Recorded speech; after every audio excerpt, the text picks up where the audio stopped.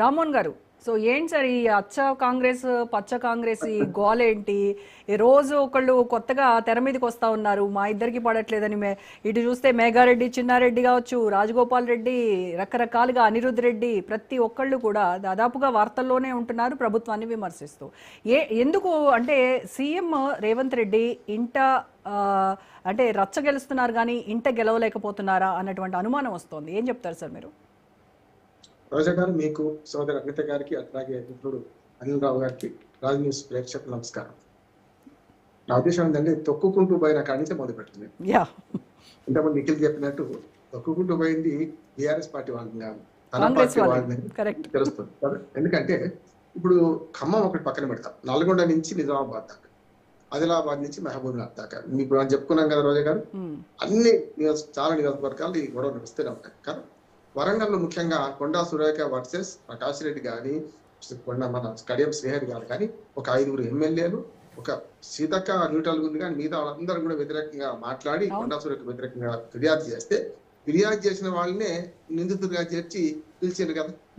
మన మన మహేష్ కుమార్ గౌడ్ గారు ఏం చేసిండ్రు, ఎవరి మీద ఫిర్యాదు చేసిండ్రు వాళ్ళని వినకుండా వీళ్ళందరినీ పిలిచి వివరణ తీసుకుని విడిచిపెట్టారు. చాలాసార్లు అధిష్టానం వరకు ఇంకేమైతుందంటే ఇది రేపు నష్టం అవుతుంటుంది. నాకేం కాంగ్రెస్ మీద కోపం లేదు, ద్వేషం లేదు. నేను ఏమంటున్నానంటే అంతేగారు అన్నట్టు కరెక్టే. ఇది ఉప్పు సముద్రంలో ఎన్ని మంచి నీళ్ళు కలిసినా ఉప్పుడే అయితే. అందుకని మీరు ఒక మంచి క్యాప్షన్ పెట్టారు, ఏంటంటే గతంలో టీఆర్ఎస్ లో ఉండేది, బీఆర్ఎస్ లో ఉండేది యూటీ బ్యాచ్, బీటీ బ్యాచ్. ఇప్పుడు అచ్చ కాంగ్రెస్ పచ్చ కాంగ్రెస్ అంటే అచ్చ కాంగ్రెస్ పాలన అయితే లేదు ఇప్పుడు నా ఉద్దేశం ప్రకారం. అచ్చ కాంగ్రెస్ అంటే ఒక జానారెడ్డి, ఒక హనుమంతరావు గారు, జానారెడ్డి గారు కూడా టీడీపీ నుంచి వచ్చినాడే, ఓ జీవన్ రెడ్డి గారు, మొత్తం మీద ఎక్కువ రోజులు కాంగ్రెస్ లో ఉన్న వాళ్ళని చూసుకుంటే అట్లా. జగ్గారెడ్డి గారు కూడా వీళ్ళందరూ కూడా పార్టీ మారిన వాళ్ళు. కొండా సురేఖ కూడా అచ్చ కాంగ్రెస్ కాదంటున్నాను. కొండా సురేఖ కూడా 3 పార్టీలు మారింది. నేను వరంగల్ చదువుకున్నామని, వరంగల్ రాజకీయాలు చెప్పినవాడిని. సాయంపేట నియోజకవర్గం ఆల్మోస్ట్ రద్దు అయిన తర్వాత ఇది వరంగల్ ఈస్ట్ అయింది. అటు పక్కన పోతే మన భూపాలపల్లి కొత్తగా అయింది నియోజకవర్గం. ఆమె 3 పార్టీలు మారింది కదా. మొట్టమొదటి కాంగ్రెస్, తర్వాత టీఆర్ఎస్, తర్వాత వైఎస్ఆర్సీపీ, తర్వాత మళ్ళీ కాంగ్రెస్. అదేమంటారంటే వాళ్ళ రాజ్యం. అందుకనే రామ్ గోపాల్ వర్మ సినిమా డైరెక్టర్ వాళ్ళ మీద సినిమా కూడా తీశాడు, చూసాను.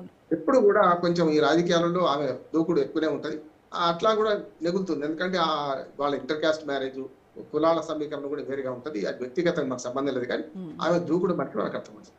కానీ ఇక్కడ ఏమైందంటే రేవంత్ రెడ్డి గారేమో వచ్చే ఎన్నికల్లో ఎవరు పోటీ చేస్తారని ఇప్పుడు గెలికిండు అనవసరంగా, దానివల్ల నష్టమైంది అంటున్నాడు. పరకాల నుంచి సాయంపేట పోయిన తర్వాత ఇక్కడ మారడానికి కొండా సురేఖ కొన్ని కారణాలు ఉన్నాయి. ఎందుకంటే అడ్జస్ట్మెంట్ కావాలి కదా, ఏ టికెట్ ఇస్తే అది చేసుకోవాలి. కానీ అప్పుడే 2 టికెట్లు అడిగింది ఆమె, నాకు బిడ్డకి ఇవ్వాలి, నాకు ఇవ్వాలి, లేకుండా భర్తకు నాకు ఇవ్వాలి. మరి ఆమెకి ఎందుకు అన్యాయం జరిగింది అన్న మాట ఇప్పుడు వస్తుంది కదా.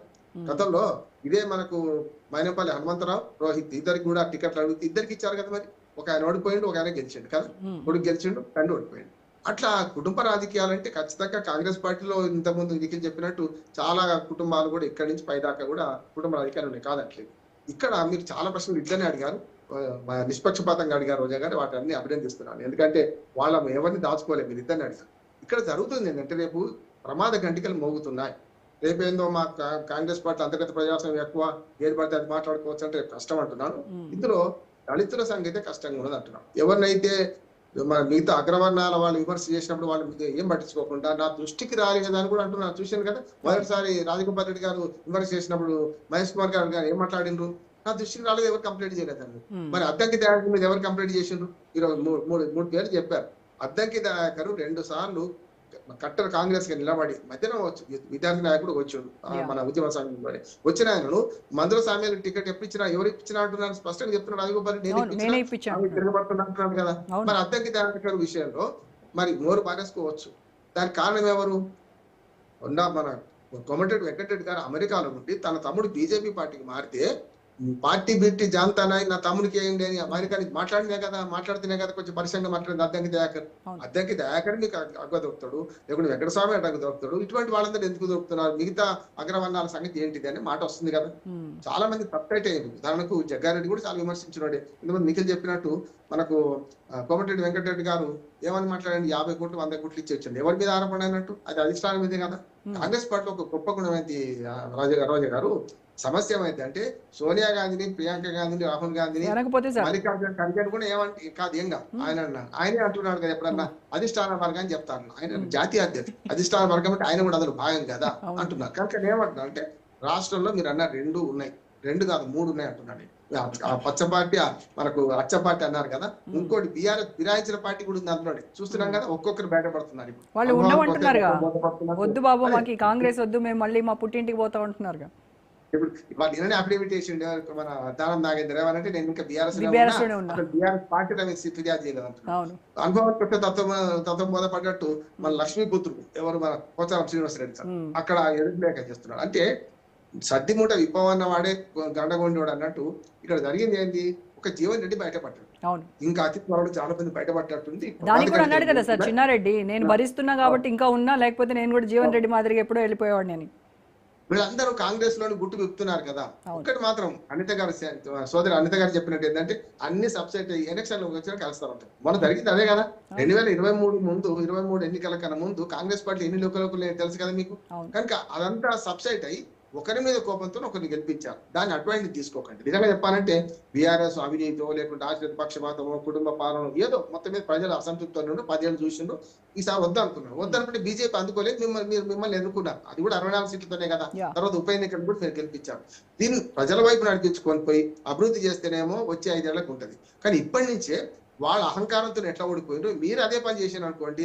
మీరు 2 చేస్తున్నారు, అహంకారం ఉన్నది, తర్వాత మీ పార్టీలోనే లుకలు ఉన్నాయి. దీన్ని సబ్సిడీ చేయకపోతే ఇప్పుడే సార్ ఇంకో ఫైనల్ ప్రశ్న ఏంటంటే సార్, ఇప్పుడు కొండా సుస్మితా పటేల్ చేసినటువంటి ఈ వ్యాఖ్యలు పార్టీకి సంబంధం ఉన్నాయా లేదా, చర్యలు ఉంటాయా ఉండవా, మంత్రికి సంబంధం ఉన్నాయా లేవా?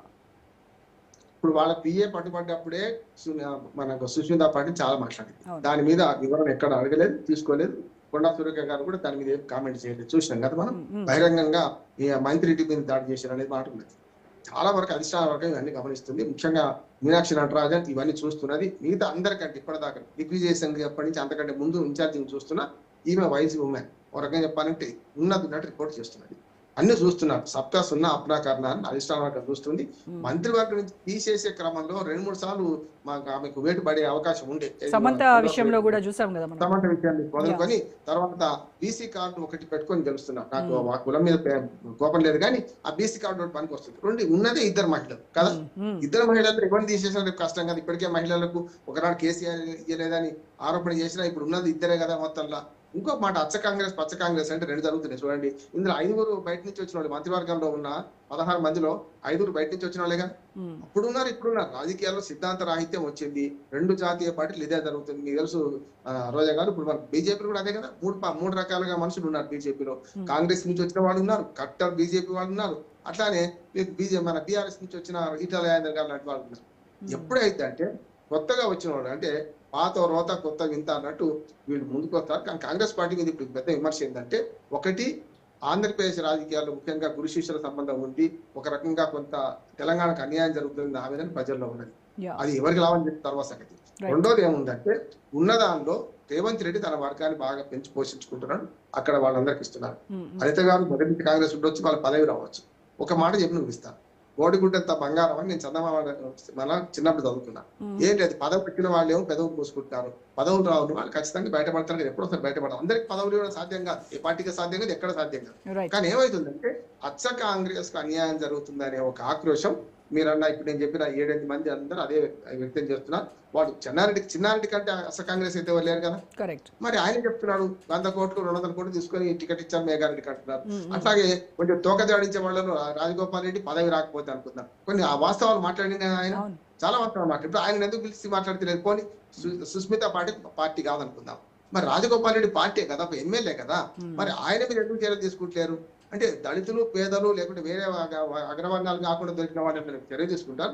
ఇటువంటి వాళ్ళ మీద ఎందుకు చర్య తీసుకుంటారని మాట వస్తుంది. అందుకు కూడా అంతే కదా, ఇప్పటికి 3 సార్లు తోకటాడించాడు. కనుక రాష్ట్రం అంతా ఈ గందరగోళం ఇట్లా కొనసాగిస్తే రేవంత్ రెడ్డికి ఒక రకంగా చెప్పాలంటే నిలిచి గెలిచిండు. ఆయన ఈ కింద పార్టీ గెలిచిండు, మొదలు పార్టీల సంక్షోభాన్ని గెలిచిండు. తర్వాత ఓ ప్రభుత్వాది నేతగా తప్పు చేస్తుంటే ఒప్పు చేస్తుండే, కొంతవరకు అందరు వినే పరిస్థితి వస్తుంది. రేవంత్ మన కేసీఆర్ గారు అన్న మాట ఒక మాట చెప్పిస్తారు. కేసీఆర్ గారు అన్న మాట నిజం అయితలేదు. ఎందుకంటే సంవత్సరానికి ముఖ్యమంత్రి 1వ కృష్ణుడు 2వ కృష్ణుడు 3వ కృష్ణుడు వస్తారని అన్నాడు. మిగతా ఆయన నిజం అయితేనే ఇది ఒక్కడే అయితలేదు. దాని కారణం ఏంటంటే అధిష్టాన వర్గం వేచి చూస్తుంది. ముఖ్యమంత్రులు మార్చరు అనుకున్నది, 5 ఏళ్ళు ఉంచుదాం అనుకుంటున్నారు. దాన్ని కాపాడుకొని పార్టీల సంక్షోభాన్ని గట్టెక్కించేటట్టు చేస్తే రేవంత్ రెడ్డి గారు అద్భుతంగా పనిచేసినట్లు లెక్క. ఈ తర్వాత 5 ఏళ్లకు వచ్చే 2 ఏళ్ల తర్వాత ఏం జరుగుతుందో చూద్దాం. సో ఇప్పుడు ప్రజలు ప్రస్తుతం మాత్రం కూడా అందరూ కొండ కూడా సుస్మితా పటేల్ చేసిన వ్యాఖ్యల్ని నిజంగా తెలంగాణ కాంగ్రెస్ సీరియస్ గా తీసుకుంటుందా, దీనిపైన చర్యలు ఉంటాయా, అట్లీస్ట్ మంత్రి అయినా బయటికి వచ్చి దీనిపైన ఒక స్టేట్మెంట్ ఏమైనా ఇస్తారా అనేది మనం let's wait and see. Thank you so much Banda Rammohan Rao గారు, అనిత గారు.